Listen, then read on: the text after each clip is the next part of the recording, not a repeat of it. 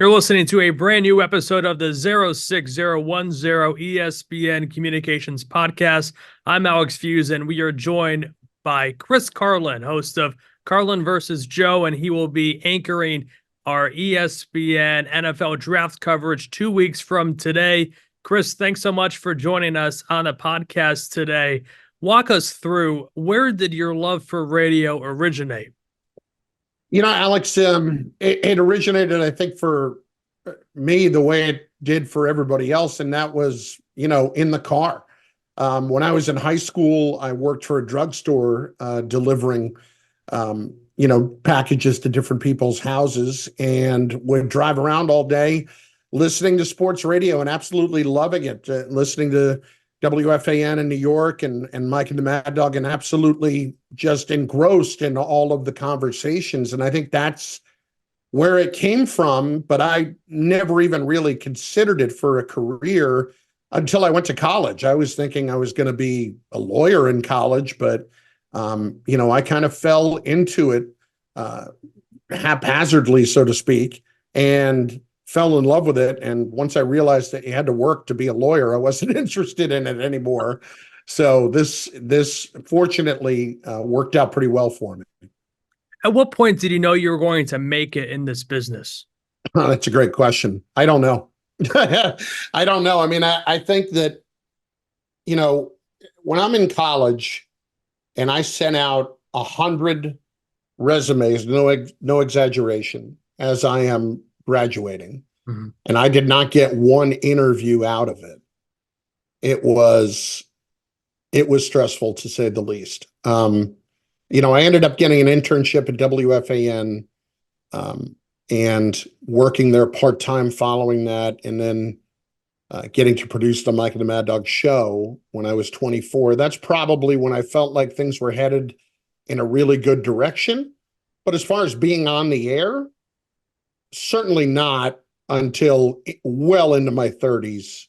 And there are still days where it's like, all right, this isn't going to fall apart on me here, right? You're not going to say something silly that's going to get you in trouble or anything like that. But I would say then, when you start getting opportunities at places like that and other people start noticing and they start to recognize your voice, that's when I think it really started to hit me that I had a chance to make a career of it. Yeah, we'll get to your time with Mike Francesa and Chris Russo later on in this podcast. Let's talk about 2 weeks from today, the NFL draft. 3 days of coverage on ESPN Radio. You'll be anchoring that coverage. How excited are you for this? NFL draft is a beast, and it's an exciting time of year for all football fans involved. Yeah, I couldn't be more excited. Going into my first one last year in Kansas City, like, I was concerned. Beast is underselling it. The amount of work that goes into preparing for it and trying to get as much information as you can on 250 players and to sound educated on all of them. We can't all sit there and tell you we've seen every game that these guys have played. You watch as much as you can. You talk to as many people as you can.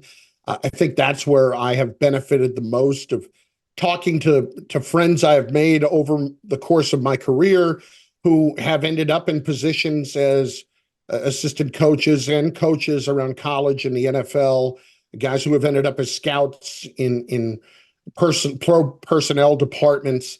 That's really where those relationships have come in to be a huge help to me in preparing for this. I am absolutely thrilled for it because I think there are great storylines around this draft, not just quarterbacks as we always talk about, but right at quarterback, Drake May, where is he going to end up and how long is it going to be before he's playing? I have had so many people tell me, and we've heard Louis Riddick say this, that Jaden Daniels may be the better of the two quarterbacks between him and Caleb Williams. A lot of people around the league actually do believe that, but it's clear that Caleb is going to be the guy in Chicago. And then you go beyond that. I think there's a lot of intrigue around the amount of wide receivers in the first round, around the amount of offensive tackles in the first round, just getting to know what positions are deep. And then there is always the slide. Who is the player that is going to take that big slide? Because there's always one or two. Will Levis was that guy last year, slid into the second round, did not, I mean, a lot of people projected him second overall, and he ends up falling that far. You don't want to see it, but there's always intrigue to it, right? So to me, that's what makes this such a special event.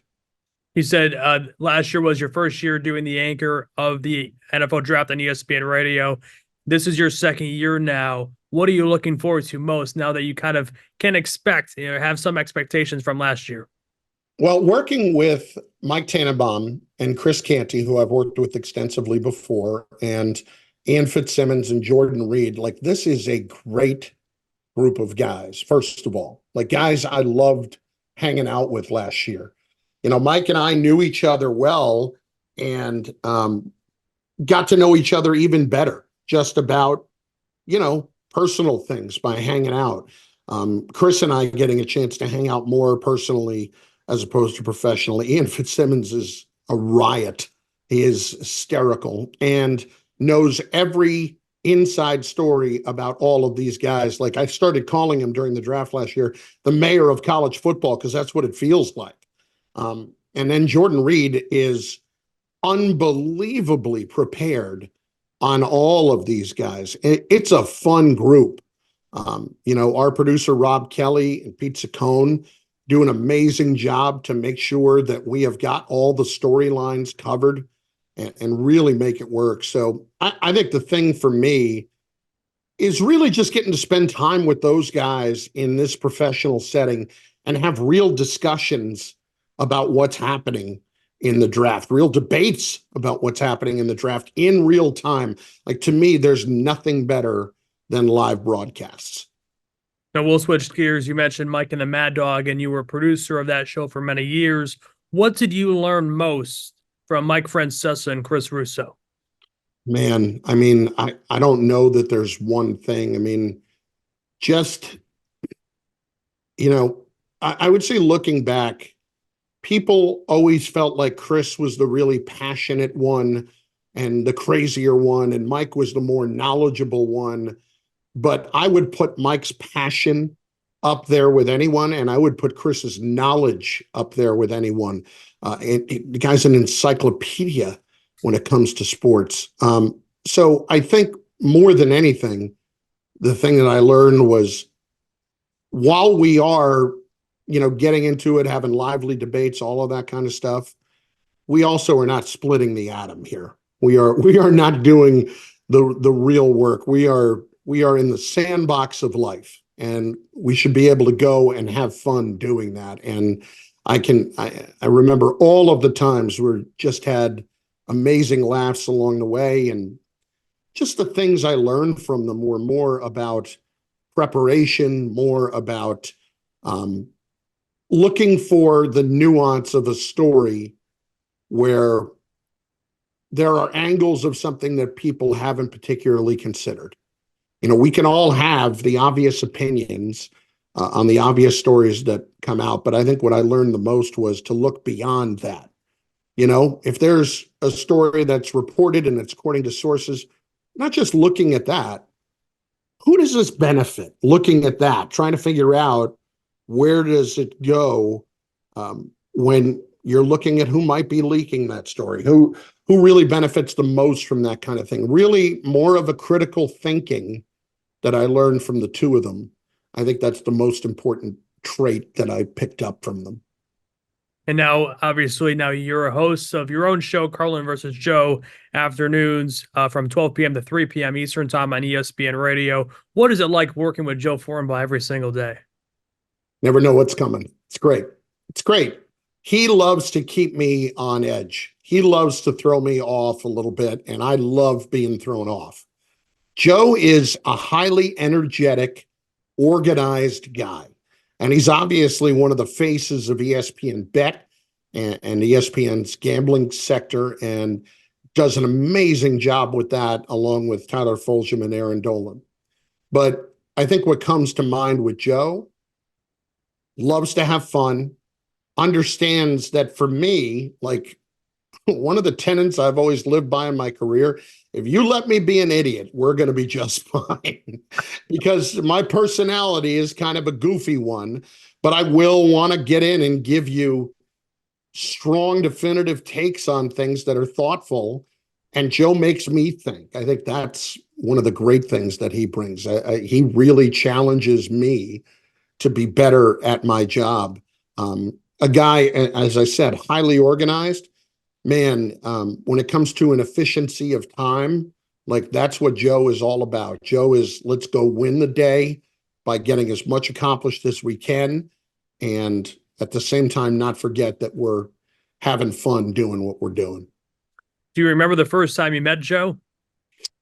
Yeah, I met him when we did in person. I met him when we did the show in Bristol. Our very first show we did in Bristol together, about 7 months. We had talked many times before that on the phone and on the air, just about different things. Joe was still living in Las Vegas at the time, but when we were launching our show in September, he flew in and we did it together. And within 10 minutes, I had to sneeze on the air. And I said, hang on, got to sneeze. And I hit the button. And he says, you looked like a shivering walrus.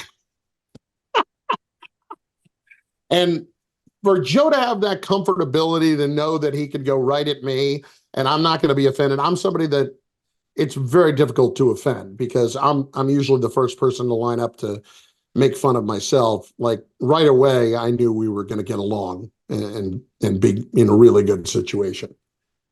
You also spent time at ESPN New York. What did you love most about working with everyone over there? Just the person, yeah. It's just the personalities. Bart Scott and I had worked together prior to that, along with Maggie Gray at WFAN. So I knew Bart and I'd gotten to know him. Mm-hmm. The first time I met Bart, I said to him that, years previous, just to get this out there, I may have said on the air one time, can't wait, more like can't tackle. And he laughed immediately and understood what it was about, but then he's going back at me too. It was always about that kind of relationship there. Alan Hahn's an incredibly talented basketball guy. Dave Rothenberg, Rick DiPietro put together a terrific show. And, Michael Kay, Don LaGreca, and Peter Rosenberg are they're friends that have been for a very, very long time. And they're very good guys. And they are the kind of guys that you want with you, if you are back against the wall. If you're my brother calls them back alley people. They will back you up and you want them there with you in the foxhole. And I always really respected that about working there. It was a lot of fun. And it gave me an opportunity to do something different, and that was to do a show on my own. It was a solo show at night, and it was in the middle of COVID. So you learn a lot about yourself as a talk show host when you've got no sports going on and you are trying to entertain the audience in the middle of that. And I think I became a much better talk show host because of that. Yeah, I remember listening to those times. You would go right out of the Case show, and sometimes there'd be some overlap there, and sometimes that overlap also gives you some of the best content. And if you're a listener of the Case show, you still hear the Carlin drops all the time. So you still yeah, those seem to haunt me. They're not going anywhere anytime soon. They'll be here long after I'm gone. That's for sure. All right, Chris. Well, let's go to the Feuz Fast Five. Okay. One, your favorite MLB ballpark of all time. Favorite MLB ballpark of all time. I was at one of them last week. It's Wrigley. If I had to say one specifically, it would be Camden Yards. I love Fenway. I love Wrigley. I loved the ballpark at Arlington. I used to be I am a Rangers fan, believe it or not. I have an odd rooting interest in sports with the Rangers and the Pittsburgh Steelers. But yeah, I would say those, probably Camden Yards would be my most favorite for sure. I love Camden. What do you think of the new wall out in left field? I haven't been there yet with it. I want to see it. I loved sitting in those seats with the idea of potentially catching a home run because, as we know, it's not terribly hard to hit a home run there when the seats were just, just eye level, kind of down low. Right. But I do like the way it's set up. I should throw Dodger Stadium in there too, and Oracle Park. Geez, if I don't say Oracle, my wife will kill me. She's from the Bay Area and a Giants fan, and I've only been there once. I really need to go again. Dodger Stadium's fantastic too. Haven't been to Dodger Oracle, but I need to get out there. The Dodger Stadium, listen, the Dodger dog is by far the best hot dog I have ever had. Okay. Not just ballpark, anywhere, by far. Noted. Yeah. If you could host a podcast with anyone in your phone, who would you choose and why? With anyone in my phone? That's a great question. Hank Azaria has become a friend. I would probably say Hank because he's hysterical. He, of course, is, a terrific actor and the voice of so many of the Simpsons characters over the years. Huge sports fan, huge Mets fan, huge Jets fan, huge Knicks fan. Hank just entertains me to no end. I would say Hank is probably right up there if I had to pick one. Yeah. That's a great one. One moment from Mike and the Mad Dog from the time you were a producer that you would love to relive. I was so fortunate to be there for so long. I did it for 7.5 years.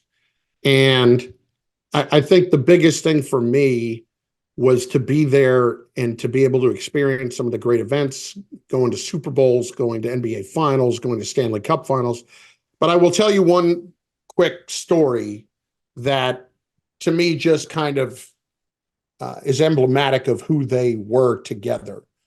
We were in Indianapolis. It was the 2000 NBA playoffs, and the Knicks were playing the Indiana Pacers. And we were at a hotel, and we had checked in early before our show and before the game that day. And Mike's room was not ready. And as the producer, it's my job to make sure all of these things are in line. So they were waiting in Chris's room while I went downstairs, checked in. Okay, not ready yet. I go back upstairs. I go back up, and they are sitting on the couch watching the movie The Horse Whisperer. It's a very serious movie that, has Robert Redford in it, Kristen Scott Thomas. And it was a very dramatic scene that was happening where Robert Redford is breaking up with Kristen Scott Thomas. At least I think this is what has happened. I've never seen the movie in its entirety. And I walk into the room and I say, Mike, listen, room's not ready yet. And all of a sudden I get, shh. All right. They're both locked in. They're both watching this. And at the end of the scene, after they broke up, Chris turns to Mike and says, Mike, listen, that woman is absolutely lost right now. Redford did the right thing. Got to break up with her. She is rudderless. No idea what she's doing. Mike, absolutely right move. As if we were talking about Knicks Pacers in the fourth quarter. It was amazing. And am I watching this right now? And I just walked out shaking my head. And that kind of is emblematic of who they were together. Like they were never out of show mode whenever they were hanging out. That's amazing. Absolutely amazing. Next one, if you could, one guest you've never interviewed on a show that you would love to interview yourself. One guest I've never interviewed that I would love to interview. Boy, that's a great question. Probably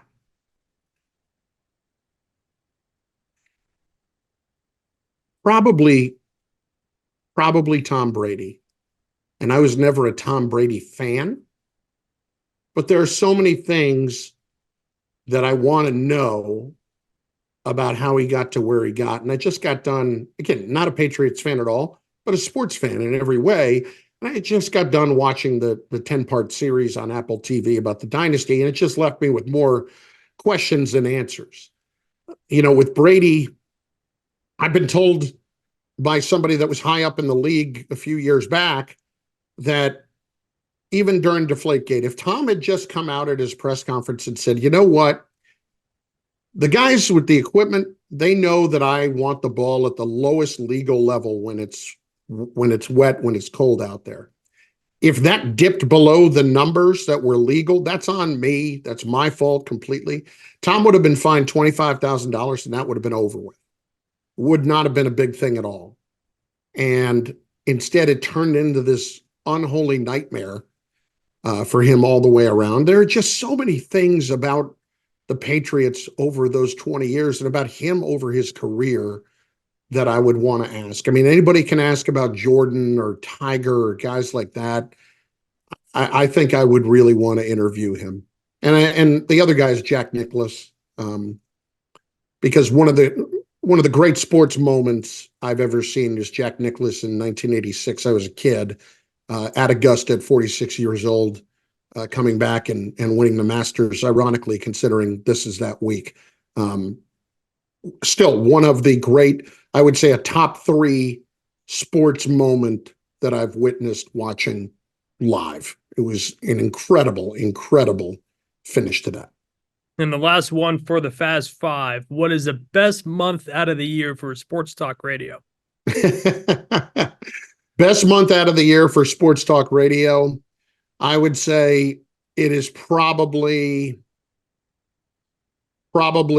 September.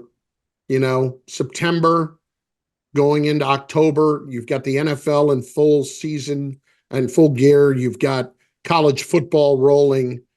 You've got baseball getting to the point of, coming down the stretch in a season.